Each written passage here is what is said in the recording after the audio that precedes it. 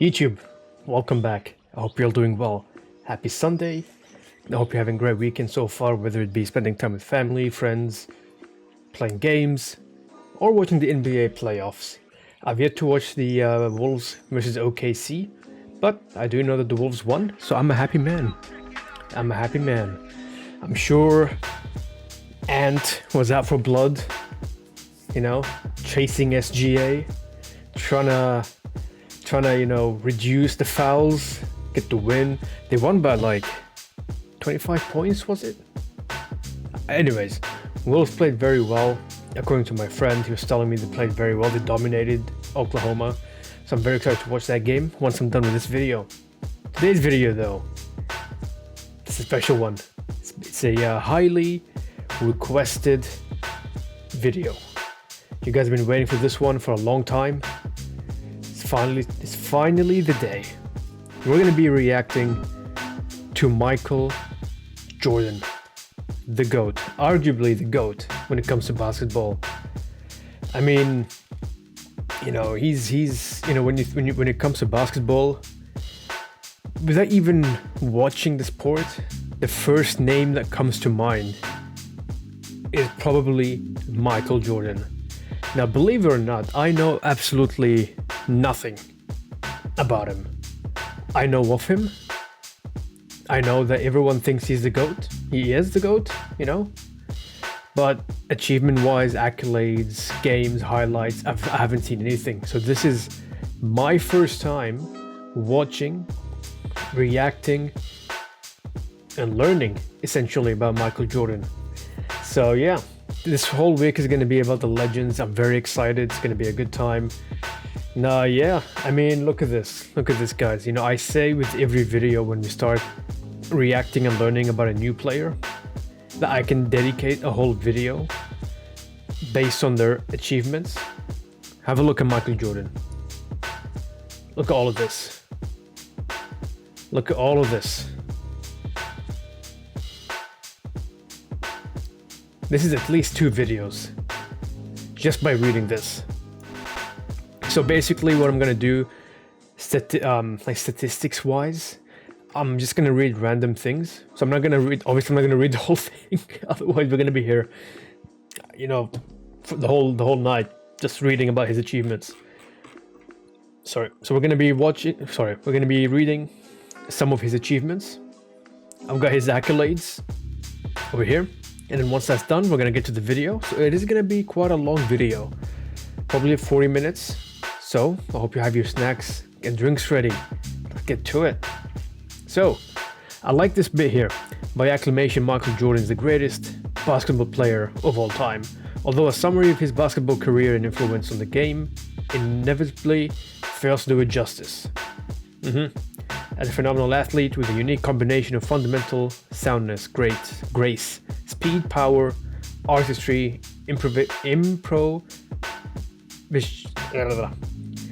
improvising ability, and an unquenchable competitive desire, Jordan single-handedly redefined the NBA superstar. I have never seen this word before, even contemporaneous. Jesus Christ, man. You're probably watching this and like, come on, Wasabi. Come on now. You're embarrassing yourself. I probably am. That's my bad. Even superstars recognize the unparalleled position of Jordan. Magic Johnson said there's Michael Jordan and then there's the rest of us. I mean, look, if Magic Johnson himself said that about you, come on now. Come on now. That on its own is a massive achievement. Larry Bird following a playoff game where Jordan dropped 63 points on Boston Celtics in just his second season. Appraisal of the young player was God disguised as Michael Jordan. A brief listing of his top accomplishments. So we're gonna skip this one because we're gonna have it all here. So, however, his impact is far greater than awards, championships. He burst into the league as a rookie sensation, scoring in droves with an unmatchable first step and acrobatic drive and dunks. Concluded his career as a cultural icon. Along the way, he became a true champion who shepherded the globalization of the NBA with his dynamic on-court abilities and personal sense of style that was marketed to the masses. I mean, you have the Air Jordans, right? There you go. He was visible as Air Jordan as part of a sneaker advertising campaign and endorsing other products, as well as the star of his movie Space Jam. Yep. However, he would vanish into retirement twice, only to return until hanging up the sneakers for the last time after the 2002 and 2003 season. We're gonna skip the high school. We're gonna skip this. Well, hold on. That's college. All right. The Houston Rockets selected the 7-foot center Hakeem University of Houston with the number 1 pick, which most expected. But let's see. I want to sort of here. Jordan, coming off a gold medal performance at the 1984 Olympics, prospered in the pro game with a fabulous first season. Hold on. While in college, Bowie had suffered several injuries while in college, but the Blazers bypassed Jordan because just that year before, the team selected another exciting shooting guard in Clyde Drexler. All right, Clyde and Sam are both new names for me. Haven't heard of them. Although Drexler went on to be a star, Bowie was injured, prone player with the journeyman. Damn. But yeah, Jordan, coming off a gold medal performance in the 1984 Olympics, prospered in the pro game with a fabulous first season, earning the NBA Rookie of the Year award. He averaged 28.2 points per game, third behind Bernard King, another new name for me, and Bird. 6.5 rebounds per game and 5.9 assists per game. He was also selected to the All-NBA second team. Perhaps more important, the Bulls improved to win 11 more games than the season prior to his arrival and made it to the playoffs. Jordan averaged 29.3 points per game in the first round series, but the Bulls lost in 4 games to the Milwaukee Bucks. It's going to be a bit of reading, so if you guys want to skip ahead, skip like maybe or 7 minutes into the video, like maybe 10 more minutes, between 5 and 10 more minutes, if you guys don't want to watch the reading part. In his first season, he did not have an outstanding shooting range, and my headset just turned off. Was thought to roam too often on defense, resulting from playing trapping defenses in college, according to his first NBA coach, Kevin Lowry. Yet his medium game, 8 to 15 feet from the basket, was impressive, as evidenced by his .515 field goal shooting percentage, and his steals tended to compensate for his less than stellar straight-up defense. Improvement in both areas would come, and he would ultimately be regarded as a threat from anywhere on the floor and one of the best ever one-on-one defenders. So we have here, even in the exhibition season before his rookie campaign, players and coaches were sure that the Rockets and Blazers would regret their picks. King, the eventual leading scorer from the upcoming season, seemed sure as well. All I can say, King said, is that the people of Chicago are in for a treat. There you go, man. Was apparently just his first season. Let's have a look. Jordan's personal style was equally authentic and unique as his basketball skill. And then you got Nike signed him into a major shoe deal because of his anticipated appeal. But he surpassed even the loftiest of expectations. There you go. He's making money. He's making money already. So, despite all the attention, Jordan retained a sense of humility.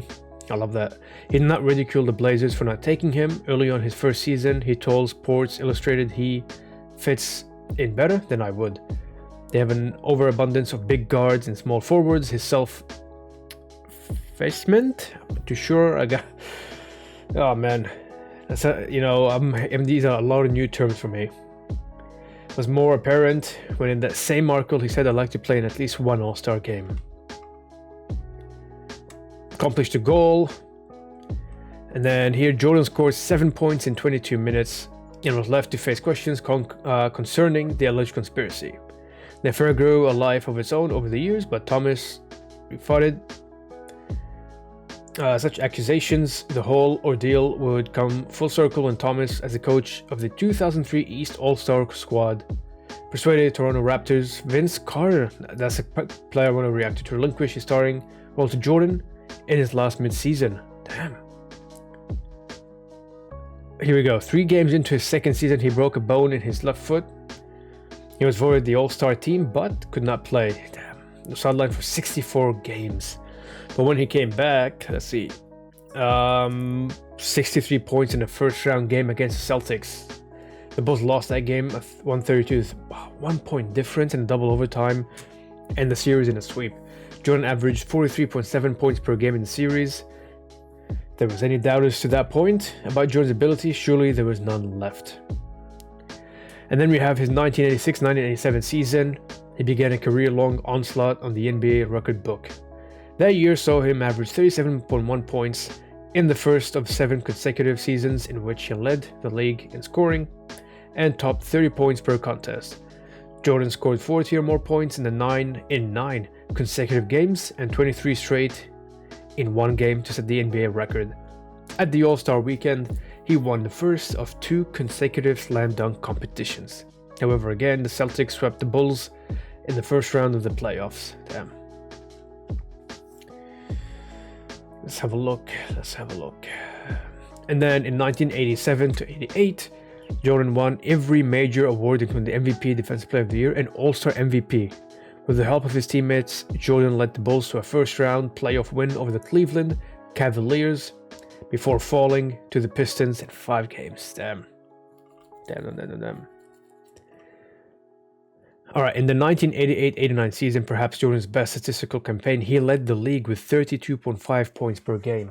Hold on, I gotta adjust myself here. Was 10th in assists with a career-high 8 assists per game, and had a career high of 8 rebounds per game. He also ranked 3rd in steals with 28.9 per game. Jordan propelled the Bulls past the Cavs in the first round of the playoffs in a decisive Game 5, scoring a memorable buzzer beater, flowing jumper over Craig Ello, right? The new name as well for me, with a 1 point difference. Holy. That is crazy. Let's have a look here. The Bulls won 55-27 that season, the franchise's best record since 1971-72. Jordan set his career game high in points with 69 against the Cavaliers in a 117-13 overtime win.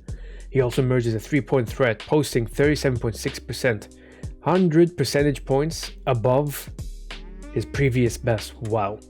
However, the Pistons defeated the Bulls. Shit, again. With the Pistons. Okay, here, look, next year. Jordan led the Bulls as the team waltzed through the postseason, losing only twice en route to the franchise's first NBA title. The redemptive blow was a sweep of the Pistons in the conference finals. After losing the first game at home to the LA Lakers in the NBA Finals, the Bulls stormed back to win 4 straight to end the last remnants of the Showtime Lakers as Magic Johnson would retire before the beginning of the next season.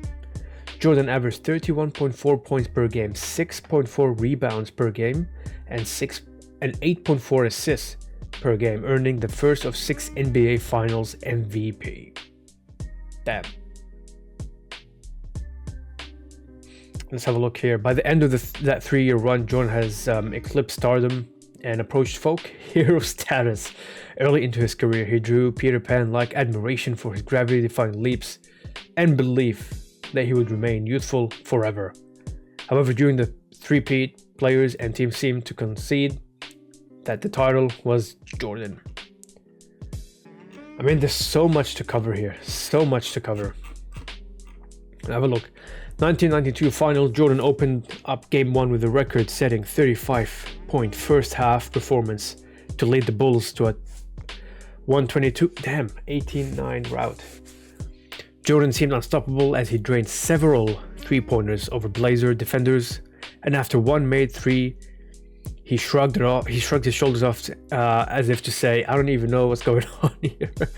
The Blazers bounced back, and he seemed poised to force a Game 7, as he took a 79-64 lead into the fourth quarter of Game 6. And there you go, the Bulls rolled back, and they won. In summer that year, Jordan was the key figure from the Dream Team that competed in the 1992 Olympics in Spain. All right. The 12-member roster full of the era's best players were respected as basketball royalty by its opponents, whom they outclassed on the way to gold medal. God. So we have 1993. 1993, Jordan led the Bulls past Patrick. Yeah, I mean, look, guys, this I can go on and on with this. Skip a bit. Let's see.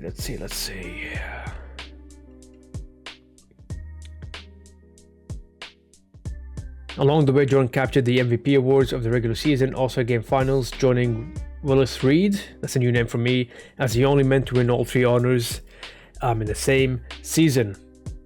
He relinquished the MVP award to Karl Malone in 96-97 season, and then he won the MVP award in 97-98. And again led the Bulls to the NBA championship with a satisfying 6-game victory over the Malone's Utah Jazz. There you go, man. There you go. At the end of the 21st century, ESPN conducted... We don't need that one. But yeah, look, I know I probably skipped some key details, but we're already 16 minutes into the video. This is a 25-minute video. We're going to be here for a while.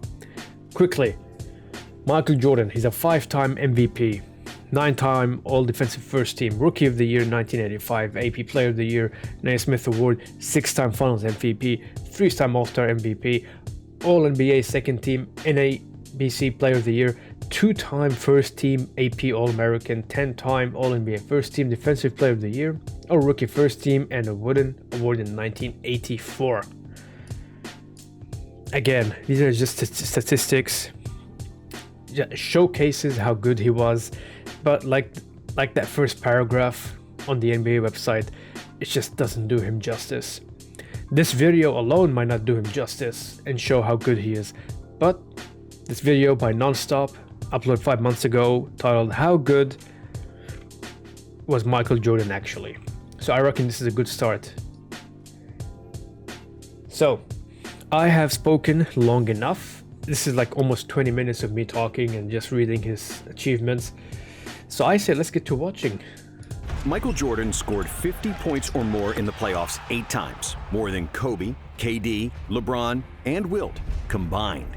Jordan also had the most 40-point playoff games, more than Kareem, AI, Steph, and D-Wade put together. In fact, MJ is the only player in NBA history who had more 40-point career games than games where he scored less than 20 points. Jordan's godlike aura, brutal trash talk, and physical dominance put fear in opponents' hearts. And while they had to get a good night's sleep before facing the Bulls, Jordan could drink and smoke cigars before the game and still drop 40. His airness made it look easy, and he proved it when the games were on the line.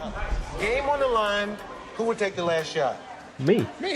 28 times Jordan scored the game-winning shot, including 7 game winners in the playoffs. And MJ wasn't just a scorer. He had the most first-team all-defense selections ever with 9. He's the all-time blocks leader by a guard and has the most seasons with over 200 steals, with 6. In 1989, when the Bulls lost their starting point guard, Coach Doug Collins made Jordan play the point, and he notched 10 triple-doubles in 11 games, averaging 30 points, 11 assists, and 9.5 rebounds per game.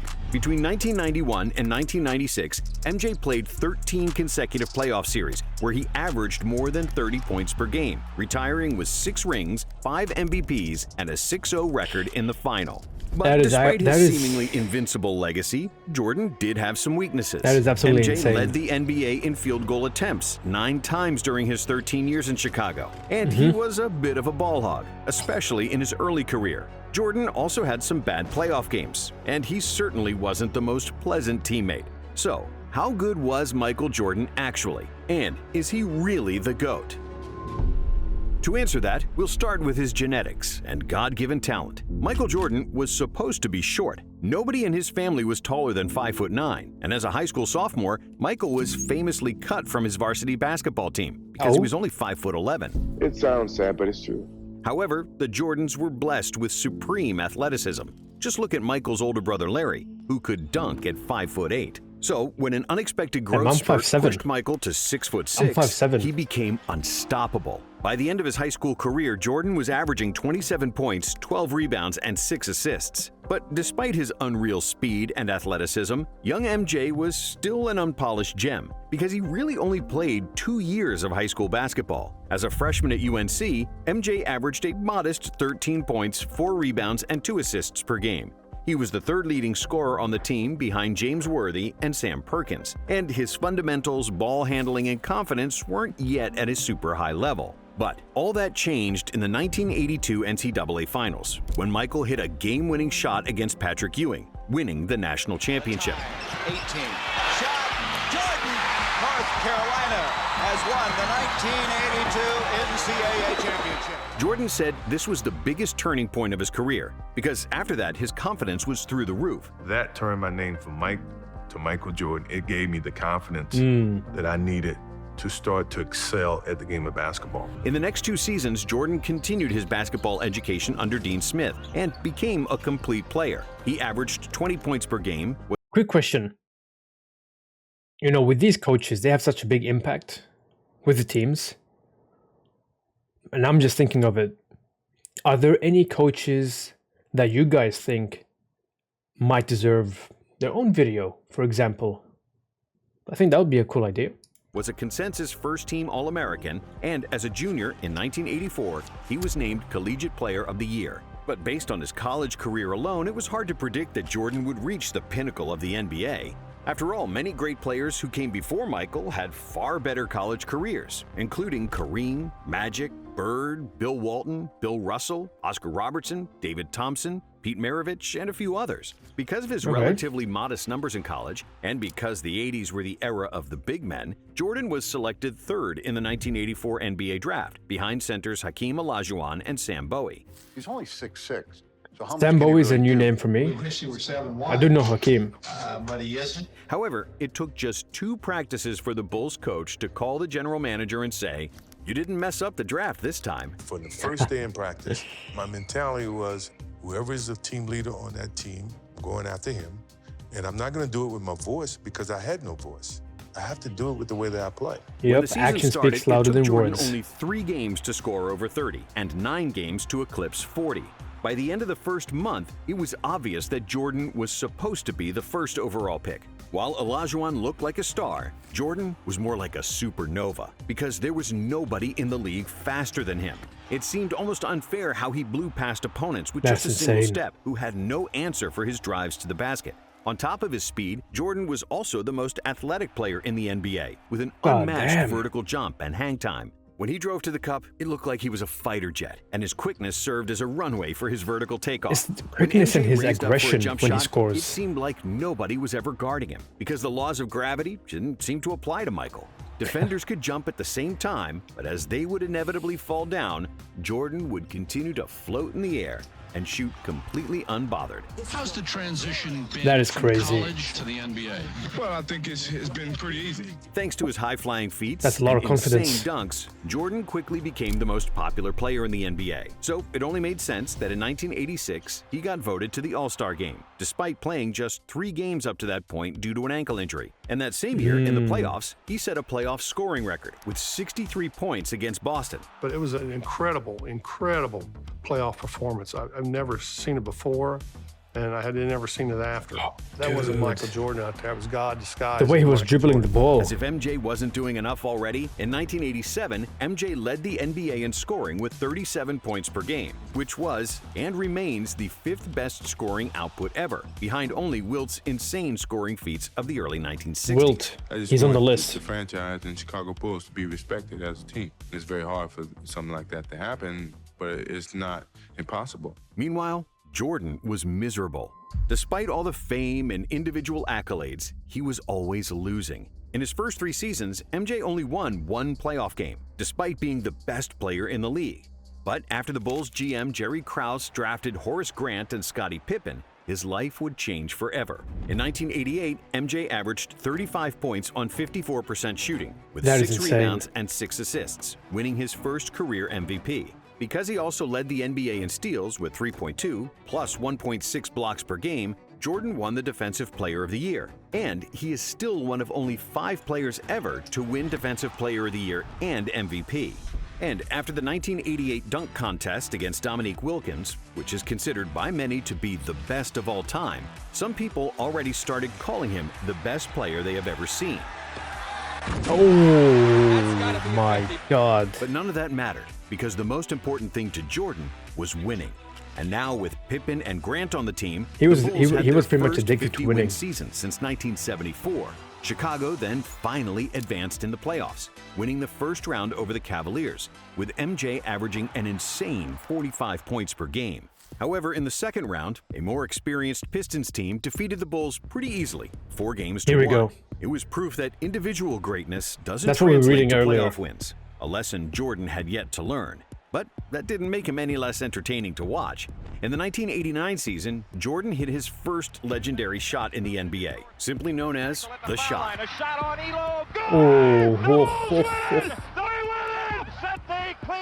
That was a beautiful In the shot. second round, the Bulls got past the Knicks, but they again fell victim to the Pistons, who bullied Jordan with their physicality. And in 1990, it was more of the same. MJ led the NBA in scoring and steals. He was super efficient, but the team couldn't get over the hump and get past the Detroit Pistons for a 3rd consecutive year. In his first 6 years in the league, MJ had won 5 playoff series and lost 6, with an overall playoff record of 25 wins and 29 losses.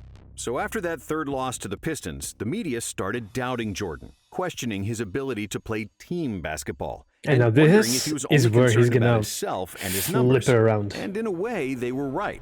In the 80s, he was often trying to score out of double or even triple teams, ignoring his wide-open teammates. In 1989, he was a capable passer, averaging a career-high 8 dimes per game. But Jordan always looked to score first and pass second. And he wasn't I like see. Magic, Jokic, or Doncic, who manipulate defenses with their eyes and fake defenders into wrong coverages. Jordan's passing was more reactive. He got rid of the ball only when he saw that somebody was wide open. And since Jordan was like a black hole that sucked all the defensive attention, when he did opt to pass, it was usually for an easy dunk. But despite MJ's ridiculous scoring numbers, the Bulls' offense was always average during the 80s, and they were actually at their best in 1986, when Mike missed Interesting. 80% of the season due to an ankle injury. It wasn't until 1990, the arrival of Phil Jackson and the emergence of Scottie Pippen, that the Bulls' offense cracked the top 5 in the NBA. Pippen's passing and pushing the ball in the open court created lots of space for Jordan, who could finally trust someone else to make plays for him consistently. But Pippen's value was maybe even more pronounced on the defensive end. With an enormous wingspan, agility, and a motor to cover multiple players on one possession, Scottie was just what Michael was missing. Pip's Put two presence and two allowed together. Michael to play free safety on There you go. defense, You got a jump winning into team. passing lanes for steals, and he didn't need to waste his energy guarding the best opposing player, because Scottie usually did that. What a difference it makes when you sort of click with that one player. You know what I mean? When you have that chemistry and you know you play well, whether it be passing to one another, scoring, having an opening, big difference. And after agonizing defeats against the Pistons, MJ decided to bulk up, which was unprecedented go. at the time. Here we go. Players didn't spend much time in the gym. And if you look at all the players in the 80s, they looked lean, but hardly anyone was super muscular. So when MJ returned for the 1991 season, he was You need still agility. super quick, athletic, and could contort his body in the air like no one else.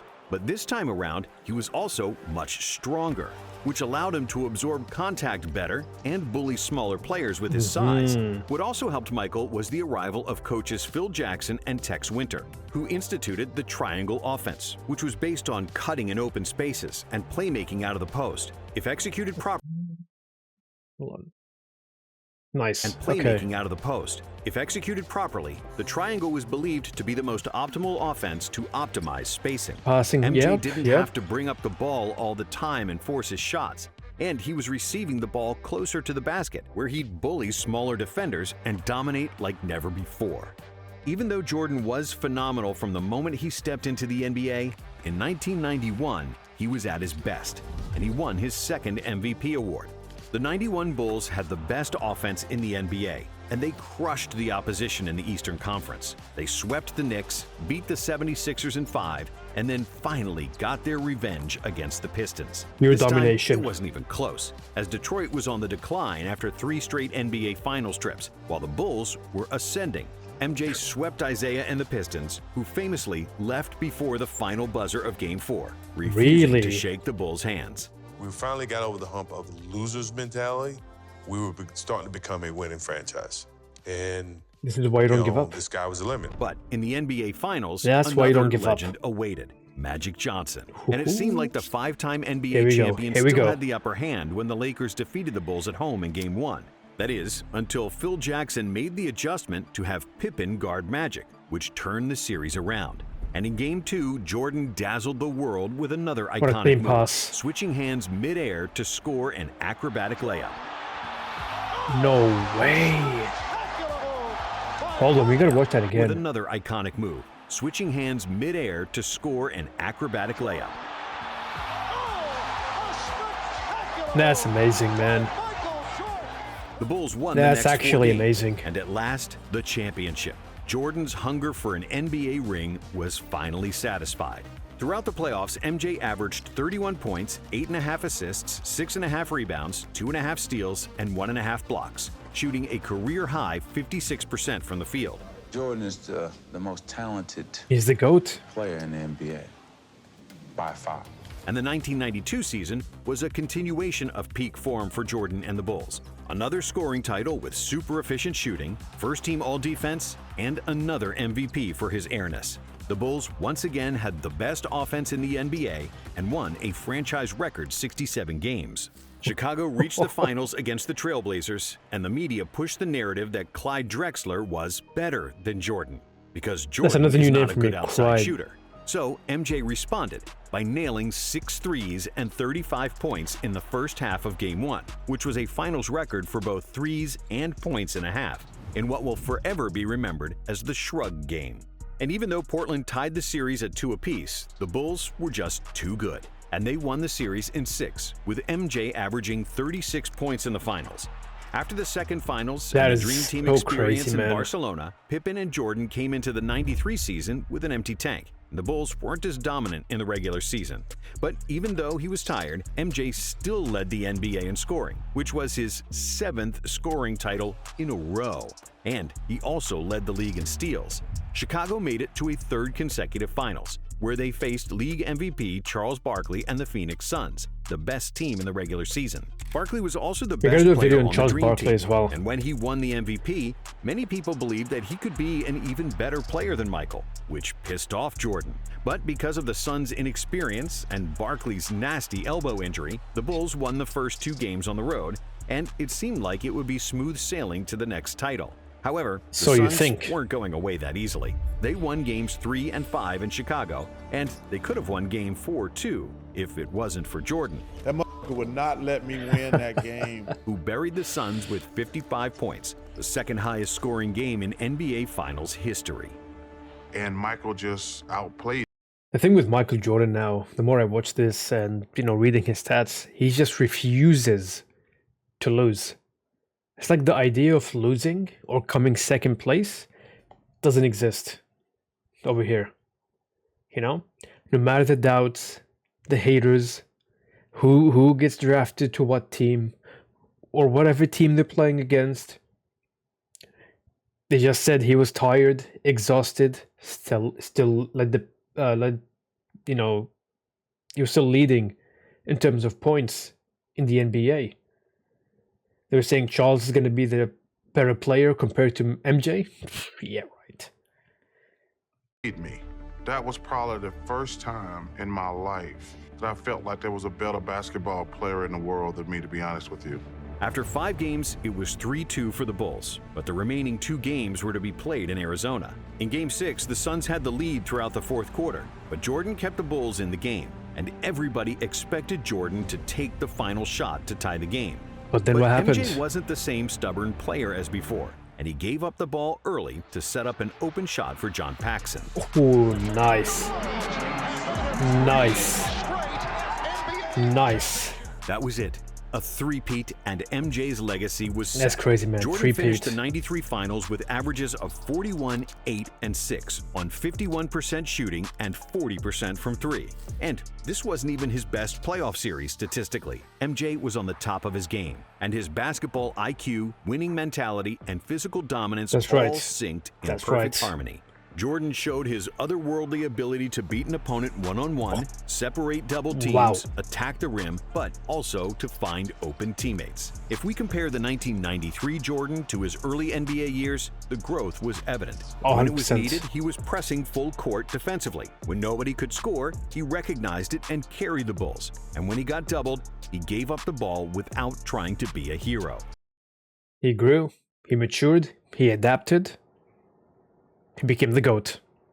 In terms of basketball skills, Jordan was physically a much stronger player who became a master of footwork and post-up game. When he reached the desired position with his back to the basket, he'd turn and stay in the air for what felt like an hour longer than his opponent, only to hit a patented turnaround jumper clean as a whistle. The memories of anyone doubting him were long forgotten. Everybody knew he was the best player alive, and many believed after that three-peat, he was already the best of all time. My love for this game is strong. I'm going to be here as long as my love is strong, Jordan told reporters after the finals in a champagne-soaked locker room. However, just 1 month later, his father was killed, and Jordan retired from basketball for a year and a half. The love for basketball was put on hold. I had him for 32 years, and he taught me a lot in 32 years. You know how many kids get that opportunity? Very few. In today's society, get the chance to spend that much time with their parents and get that type of influence. 18 months and a stint in minor league baseball later, and the itch for the game became too strong. So Jordan released arguably the most famous two-word press release of all time. It came in a two-word statement which is now just begging to have a Nike campaign built around it, quote unquote, "I'm back." And it didn't take Jordan too much time to show that he was still the god of basketball. In just the 5th game after his return, he poured in 55 points against the Knicks in the infamous double nickel game. But overall, MJ struggled with his shot, shooting a career-low 41% from the field. And it turned out that playing baseball for a year and a half took a bite out of his greatness. Even the best players need to practice. And in the second round of the playoffs against Orlando, things didn't go according to plan. Even though Michael averaged 31 points on 48% shooting, the Bulls weren't as strong inside. Horace Grant, who used to be their starting power forward, was now playing for Orlando. And together with a young Shaq, the Magic simply outmuscled the Bulls. O'Neal. Many people will say the Bulls lost in '95 because Jordan wasn't in peak form after his baseball hiatus. And there is some truth to that. But Jordan actually averaged his usual numbers. Really, basketball is just a team sport. And they lost because Orlando was much bigger and deeper than them. Thankfully, the Bulls management knew that too. Last week, the Bulls announced the acquisition of a player many people consider the most controversial basketball star in the NBA. They added Dennis Rodman to the team, the best rebounder of all time, and one of the fiercest defensive players ever. I don't care. Whatever. What's up? A year before, they also added Steve Kerr, the most accurate three-point shooter ever. And together with a defensive dog, Ron Harper, and Tony Kukoc, who was the most versatile power forward in the NBA, MJ had the best supporting cast in the league. In the 1996 season, the Bulls were so good that they became only the second team in NBA history to lead the NBA in offensive the best supporting cast in the league. We gotta watch that again. In the 1996 season, the Bulls were so good that they became only the second team in NBA history to lead the NBA in God damn, man. That passing was beautiful. So smooth. The only time I've seen passing like that was the Spurs tribute. Beautiful game. In offense, look at this pass. Who was the most versatile power forward in the NBA, MJ had the best supporting cast in the league. In the 1996 season, the Bulls were so good that they became only the second team in NBA history to lead the NBA in offensive and defensive rating. And their plus 13.4 net rating is still the best ever. Their 72-10 record was the best of all time, and of course, Jordan won an MVP, averaging 36-4. As for the playoffs, there was no stopping the Bulls. Only the Sonics in the finals showed any kind of resistance. and Gary Payton was the first defender to have slowed down Michael, but he couldn't beat him, and Chicago won their 4th title, with Michael crying his guts out in the locker room because it was the first championship he won without his father. Yeah. This is for Daddy. Oh, man. Losing family is never always easy. Drove and challenged me. That's the type of father I had. Like a friend. Yeah, like a friend. And when the 1997 season Hey, started, the year I was Bulls born. continued to rule the NBA. With 4 Hall of Famers, the most accurate three-point shooter of all time, and other excellent role players, no team could match up with Chicago. Running the triangle like a well-oiled machine, the Bulls dominated the regular season with 69 wins, and getting to the finals seemed like a walk in the park, as they only lost 2 games in 3 playoff series. But in the finals, it wasn't that easy, because they played the formidable duo of Stockton and Malone and the Utah Jazz. This series would be remembered by the infamous flu game, where Jordan suffered from food poisoning and had a fever before the pivotal Game 5 when the series was tied. But Jordan played through the illness and managed to squeeze every Dude, I have a lot of respect for those people that push through the sickness and illness to play. I know one of the games that the Lakers played this playoff season, Luka had food poisoning as well, and he tried to push through it. I mean, I guess when you love the sport as much as they do and dedicate their time and effort, blood and sweat and tears for the sport, you know, as long as you're able to walk, they're gonna play. You know what I mean? If it was me, I would have probably tapped out, which pretty much I guess shows you why they're playing and not me. You know, they're the ones playing and I'm the one reacting to their to their highlights. atom of strength to score 38 points, and the Bulls won. It's the mentality, man. 98. In Game 6, Jordan trusted Steve Kerr with the final shot, and Kerr hit a jumper for the win in the final seconds. 5 championships. However, when the 1998 season started, the Bulls were running on fumes. Pippen had injury problems and disputes with management, and Rodman was more reckless than ever. But they still had Michael. Even though he wasn't as athletic as They before still had and Michael. his efficiency decreased, Jordan was still capable of winning games by himself. The Bulls finished with 62 wins despite Pippen missing half Insanity. the season, and that's why Jordan was named NBA MVP for the 5th time. In the playoffs, the Bulls survived the Indiana Pacers in the Eastern Finals, winning Game 7 by 5 points. And then, in the finals, Utah awaited again, hungrier than ever. In a tough defensive series where neither team scored 100 points, Look at the Jordan hungrier footwork, than man. ever. In a tough defensive series where neither team scored 100 points, Jordan proved his clutch factor once again, hitting arguably the most famous shot in NBA history over Byron Russell. Jordan, open, Chicago with the lead. 6 championships in 8 years, with 6 awards for the Finals MVP, and Jordan achieved basketball Let that sink in. 6 championships in 8 years. immortality. And if this is the final chapter, what a way to close the book. After 1998, Jordan retired for the 2nd time, which was the end of his prime, and we can sum up his career with the Bulls in 3 parts. The first part being between 1984 and 1990, when he was easily the most athletic player in the NBA, a scoring machine beating players with speed and leaving defenders stuck in the mud. But basketball is a team sport, and Jordan didn't have enough quality teammates around him, and those who he did have, he didn't trust. The second part was the first three-peat, when he slowed down a bit and wasn't going 100 miles per hour on every possession. MJ was then physically stronger, he became a master of all facets of the game, improved his shot, and started trusting his teammates. And then came the second three-peat, where the Bulls had the deepest and most versatile team in the NBA. The Bulls with Pippen, rookie Kukoc, and Kerr won 55 games in the 1994 season, and they played without Jordan, Rodman, and Harper, who was maybe the most underrated teammate MJ ever had. When they all got together in 1996, it was game over for the league. But having good teammates is essential to winning in the NBA, especially 100%. when you're past your physical prime. 100%. Jordan lost a chunk of his quickness during the second three-peat, but that's like when a Ferrari loses 100 horsepower. It's still faster than almost anything else on the road. And that answers the question, how good was Michael Jordan actually? Even when he wasn't at his best, Jordan was still the best player in the league. If you divide his career into 3 parts, each part would suffice for a Hall of Fame career. In his But first honestly, 6 seasons, Jordan didn't win a ring, but he was the most electrifying athlete the NBA had ever seen, with unreal stats and winning all possible accolades. The first three-peat was Jordan at his best, showcasing a level of basketball that's rare and few, if any, have touched.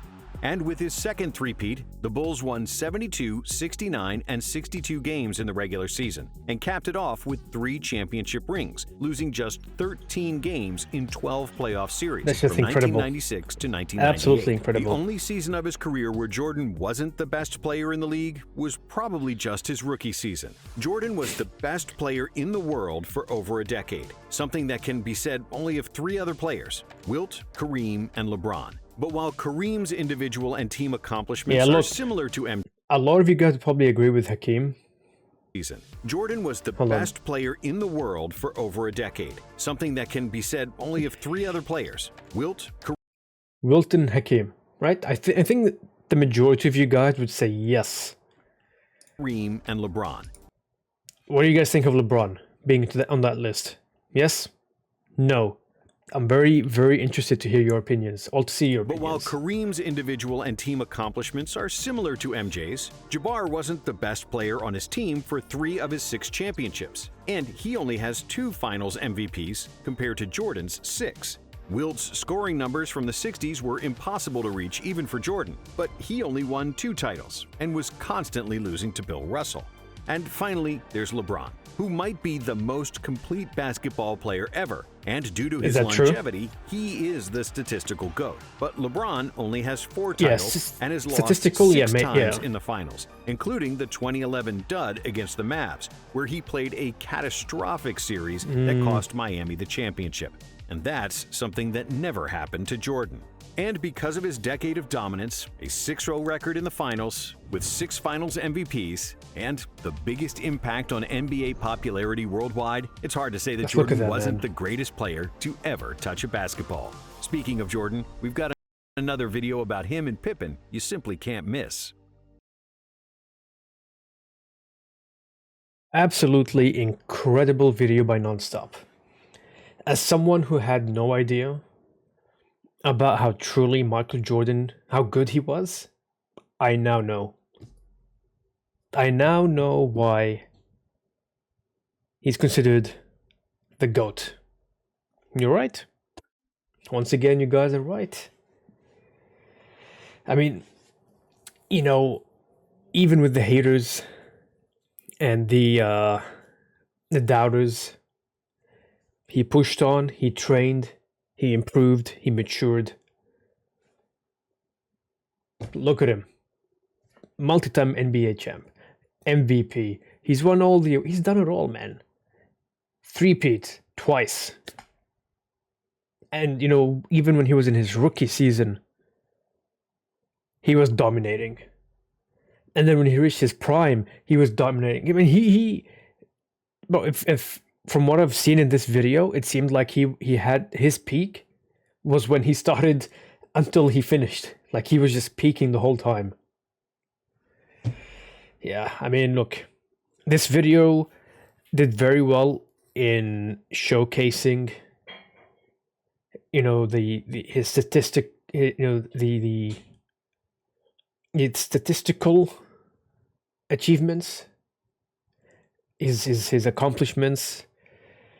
But also what I liked about this video is that it explored some of the more personal aspects of Michael Jordan. And, you know, tragic passing of his father, took some time off. I didn't know that he went and played baseball for a year. That's new information as well for me. But he came back, and what did he do? He dominated the game. Yeah, I mean, now that I think of it, I don't think there's any. Yeah, there's no one. There's no one that has reached his level. Yeah, he truly is the GOAT. I'm convinced. Steph Curry is my GOAT, but if we're talking about who's the GOAT of NBA, Michael Jordan's the man. But yeah, guys, I feel like I've spoken a lot during this video, but if this video has popped up in your feed, or you're one of the amazing viewers, subscribers of the channel, I hope you guys enjoyed this video. If you have enjoyed it, don't forget to leave a like, maybe hit that subscribe button. It helps the channel. It will help the channel a lot. But yeah, look, I appreciate the love, the support you guys have been showing me. I really do hope you enjoyed this video. I had a lot of fun watching, reading, learning about him. This is arguably my longest video. It's going to be more than 50 minutes. 50 minutes. So I don't blame you guys if you don't watch the whole thing. Stuff. Yeah. But yeah, Michael Jordan video finally here. Don't worry though. This week it's going to be one video per player. Next week onward, we're going to be mixing it up. There's going to be plenty of other videos from Michael Jordan and the legends, the OGs, so don't worry. In saying that, if you have any recommendations, suggestions, let me know in the comments. Otherwise, Discord links in the bio. Feel free to join in, be part of the community, send me some videos, photos, whatever it may be about, the NBA. I'll read through it. Maybe I'll watch that video on stream. Or, if it's like a highlight video for a player, I might check it out for a YouTube video. You never know. But yeah, guys, I hope you enjoyed this. And yeah, probably this video will be uploaded Sunday morning or afternoon, depending on where you guys are from. And then, I'll just try and be as consistent as I can with this coming week, depending on my work schedule as well. So yeah, until the next video, guys, you take care, stay safe, keep on grinding, never give up, and I'll see you guys soon. Much love. Bye.